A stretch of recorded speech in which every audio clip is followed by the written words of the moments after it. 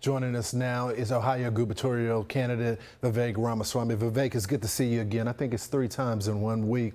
I'll say this. The president campaigned on America first, and he rebuilt NATO in his first term, and now he's telling them, once again, this is in your interest to get involved here with whatever capability that you have. But the Europeans have decided they want to get involved after we settle everything. I think this is going to redefine our relationship in the future, don't you think? Look, I think there's 2 dimensions to this, Lawrence. First of all, in any partnership, be it a business partnership, be it a transnational partnership, you got to have a conversation about burden sharing. Is each side of that partnership bearing their end of the bargain? And if you look at the last decade in particular, there are a lot of European countries that are not even meeting the % of GDP minimum for military expenditures that are expected of them. So that's one conversation. On the other hand, I think there was a really important point in that clip you just played with Secretary Hegseth of the Strait of Hormuz and the stakes. If we want to think about American leadership in the long run, regardless of whether or not you see European ally burden sharing, here's the key to the kingdom. It's energy production in the United States of America.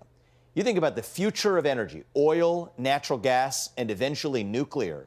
That is the way we, in the long run, dilute the Strait of Hormuz to irrelevance, not just for the U.S., but for the world. Europe has spent, think about the West overall, has spent about $30 trillion over 30 years on wasted wind and yesterday's generation of solar investments. If that had gone into natural gas and oil and nuclear, we'd have 25 cents at the pump right now. But the point is, if Europe doesn't shape up, here's what's going to happen. The U.S. energy dominance strategy, which is already going well for the last 2 years, if this continues, eventually Europe is going to continue to be even more dependent on the U.S. for our LNG exports, our natural gas exports. And energy abundance, for me, Lawrence, I think is the way out. And President Trump has gotten a great head start on that. If we continue on that path, this conversation about burden sharing in the Strait of Hormuz will literally be diluted to irrelevance. And to me, that's the biggest unspoken takeaway from that conversation today. You know, it's such a great point, and I want to build on it because, you know, we're already mass producing oil, especially in my home state of Texas. You look at Louisiana. And then we have that relationship after the president went into Venezuela. So a lot of that oil, because of the relationship, is coming through there. But I think the next step, Vivek, is the refineries. Okay, what are we going to do now to keep the process, the entire process, here in the United States? And I think that's the next goal that the president is focusing on, right? Absolutely. And this is one of the goals where cutting red tape and deregulation has had a positive effect. Under Biden, you saw a lot of refinery permits shut down. So it's not just production, but also refining.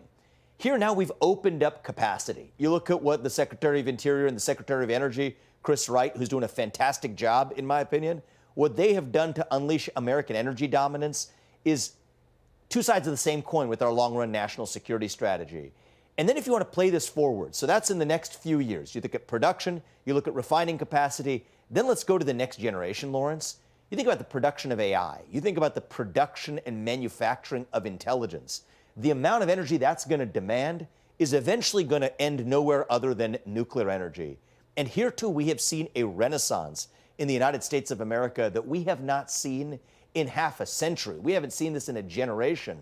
And if we continue to step on the gas, literally and metaphorically, including in the direction of nuclear energy dominance, the Strait of Hormuz is going to be yesterday's problem. You know, 10 years from now, students of geopolitics are going to see this as yesterday's debates when we're talking about one strait in the Middle East. It will be irrelevant if we continue to not only produce natural gas and oil and refine it and actually distribute it, and LNG exports to Europe as part of that near-term strategy.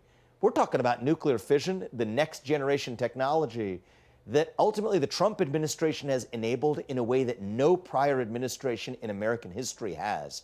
That's the key to the kingdom. And this is the direction I want to see our party continue to go. Yeah, we can talk about burden sharing with Europe, that's fine. But by comparison, that's small ball compared to what we can actually produce right here through hardcore, original, American-led innovation. That's the key to the kingdom. It's American exceptionalism all over again. Exactly what you and I were talking about at Ohio State earlier this week. That's ultimately what's going to save the country, and I'm excited that the Trump administration has gotten a healthy head start in that direction. And that's why it's important for the voters not to just show up for federal elections, but local elections as well. The thing that delays this is the green crazy nonsense that is happening all across the country. I know if you're the next governor. All right, thanks for watching. Check out my new podcast, Hanging Out with me, Sean Hannity. The big interviews, the debates you won't get anywhere else. Like and subscribe for new episodes every Tuesday and Thursday.